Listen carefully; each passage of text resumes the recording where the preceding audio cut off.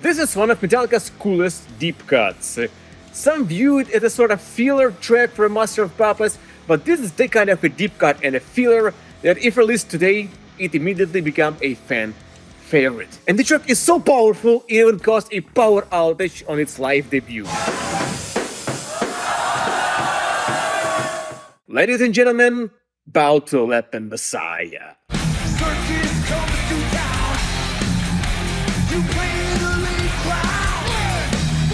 And as is often the case with the older Metallica material, Leper, or Messiah, how do you shorten it, contains some Easter eggs, such as Lars Ulrich's, it's the drummer if you didn't know, kind of confusing in called deceptive count in.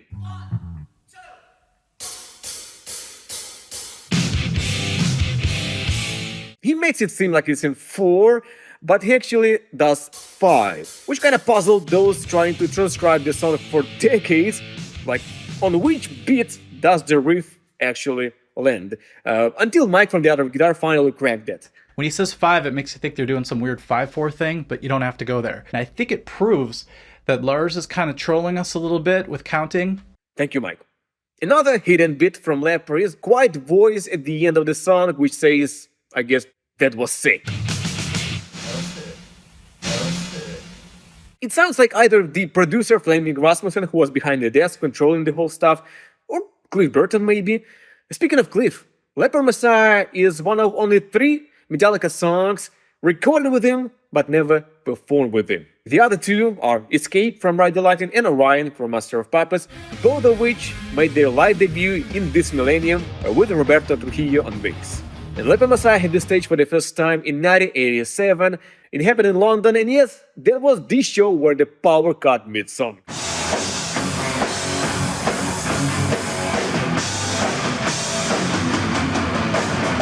And there's also a little bass mystery about Leper Messiah that was finally solved thanks to the rough mix where Cliff's bass is cranked out loud. More on that a bit later. And so yeah, this is a cool track and all, but because it's more mid-tempo and groove-based, it feels pretty out of place compared to the core of the album, which is thrash metal. The Leper sound is what Metallica started exploring on Ride the Lightning, the previous album, with songs like Fundamentos.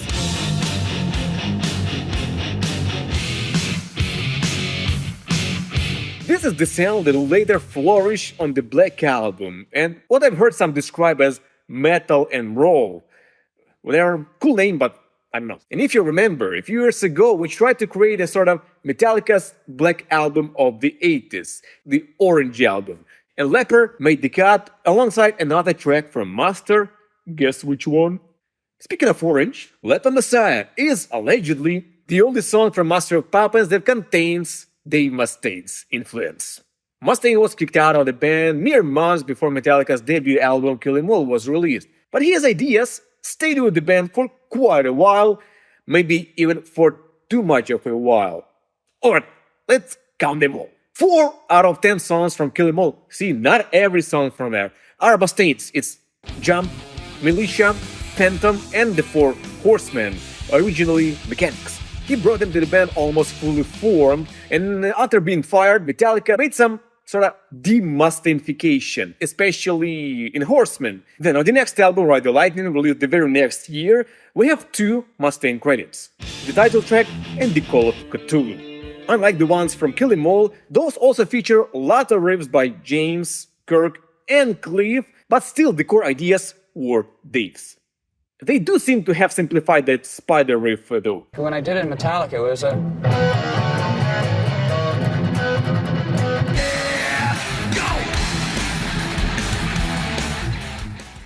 And it should not be surprising that Mustaine was still involved in Metallica's second album.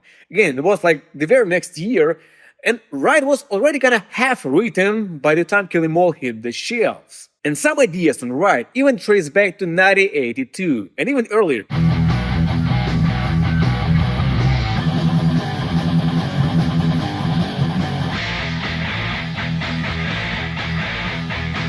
On Ride the Lightning, the boys just unloaded the old stuff with more experience that they had on Kill 'Em All, and so you would think that on the next record, the third album, Metallica would finally start from the clean slate using only fresh ideas since all the band members were contributing. Right?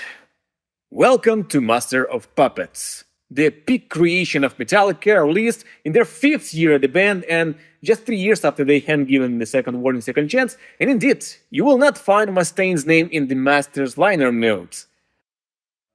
But that doesn't mean he was not on the record. Dave claims that Let the Messiah is originally his song called Hills Run Red. Yeah, I could not find the original interview where the title is mentioned, but it's been around for a long time. It's like a common knowledge among the Metallica and Megadeth fans. And also I recall Ron McGovney, the first Metallica bassist, saying this in a tweet reply. Again, could not find that. Anyway, despite Dave claiming the entire track, it's probably not the case, because, Metallica had even more time to Metallicize it than they even had on Cthulhu and Ride the Lightning, which were already kind of mixed works, and which exactly part or parts from Let the Messiah are Mustaine's is up for debate. That bridge lead sounds most like Megadeth. And even the main riff is pretty unusual as for Metallica. And also the verse riff with the slide is similar to the verse from Ride the Lightning, which is a riff by Mustaine confirmed. Sliding. I did that in a couple songs in my previous band, but I can't remember what the songs were. However, neither can be heard on the Ron McGovney's Garage tape from 1982, which contained a lot of riffs that would end up on both Metallica and Megadeth's albums, even as far as Justice for All and Rust in Peace.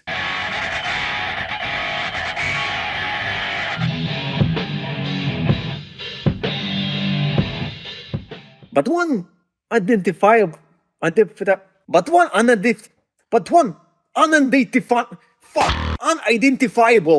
leak on the tape sounds pretty familiar.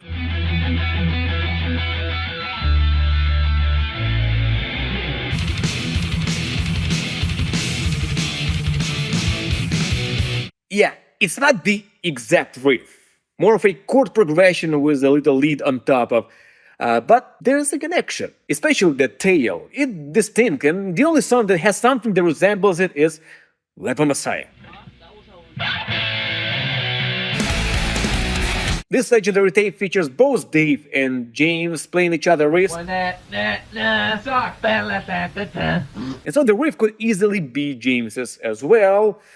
But something tells me it was the ginger dude who brought it up.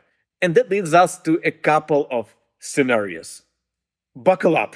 Scenario 1. They could have been fully aware the riff was Mustaine's, but used it anyway. Maybe they were short of songs, and since the part was much transformed, almost unrecognizable from its original form except that last bit, they decided not to credit Dave.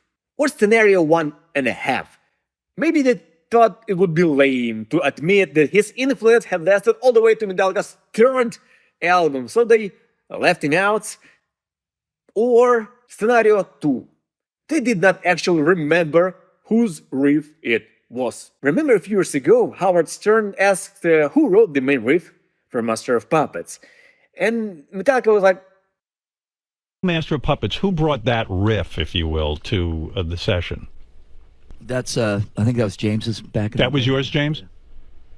Do you remember? You He's don't, like, okay, if you say is that so. true? Is your memory shot that you don't It's remember? pretty bad. and that's the motherfucking riff that changed metal and became a down-picking standard we're talking about, not some, minor transition or whatever. And yeah, it's been over 20 years since Master. Actually, soon to be 30. Oh shit. While Let the Messiah was composed while Mustaine's farce was still in Lars's nostrils. But considering how the music was usually born during jams where everyone was sharing and developing ideas, it's natural they could lose track of the other jam. And also Metallica was known as Alcoholica back then, so those jams were probably conducted with drunk, so of course they could not recall some shit. And Metallica never confirmed nor denied Mustaine's part in Let the Messiah, and the only mention is by the guy who was not actually the witness. He was the guy who replaced Mustaine, Kirk Hammett. He says that if Mustaine is in Let the Messiah, it's something really minor, not really significant. Moreover, Kirk claims that Lars might have written the main motif, as he says. I guess that's the main riff. Well, even Mustaine told that Lars could have written some riffs. But I highly doubt that this is the one. Maybe he was humming it just like he did with other guys' riffs on the mentioned Ron McGowan's tape. A riff that I can't remember is someone else's riffs. Don't little, don't little, don't little, don't little, da.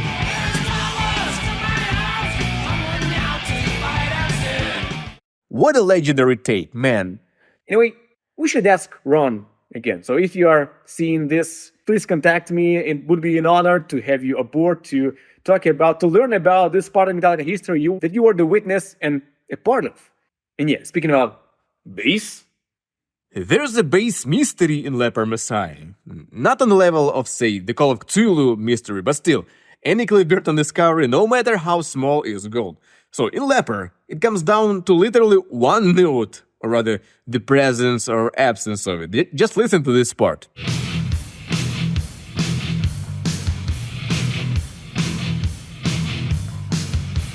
Sounds simple, right? Yeah, but that whoosh kind of obscures yet not really loud bass. Yeah, that's the paradox of Cliff Burton's era, making it kind of hard to tell what's really happening. So can you guess which of the following is the correct way it's played?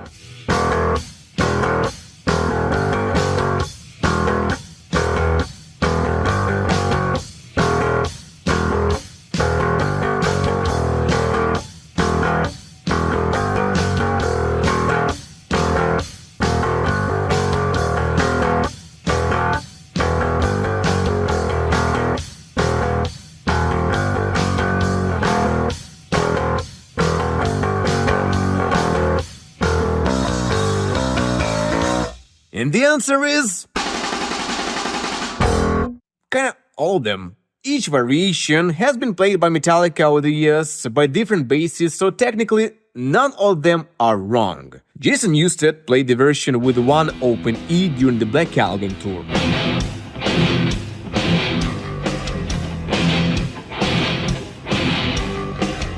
While Bob Rock, during his short tenure as Metallica bassist, played two. But I also heard another variation that stood out. That's how Jason normally played it.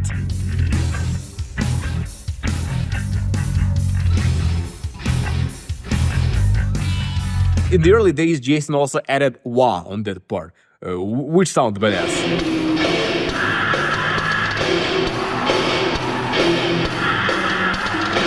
Personally, I've always felt like there should be some open E in that gap. Without it, the lead sounds incomplete, kind of choked, like a question without answer. But now let's see Roberto Trujillo's Leper Messiah performance.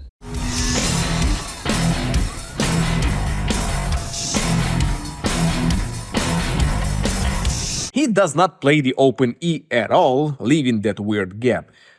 Which is exactly how Cliff did it. You can hear it clearly in the Leper Messiah rough mix, which I isolated too.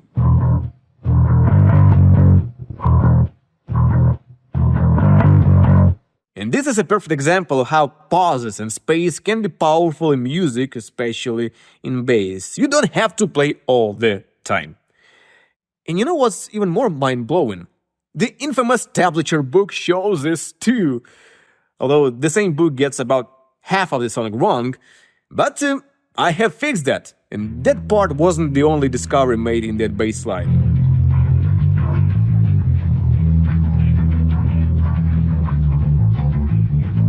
Now I'd even call it one of the most challenging bass lines of Cliff's era. Check out the full isolated bass of Leper Messiah with tabs in the description, also you can download the tabs. We'll keep exploring Cliff Burton's legacy with help of rough mixes and everything.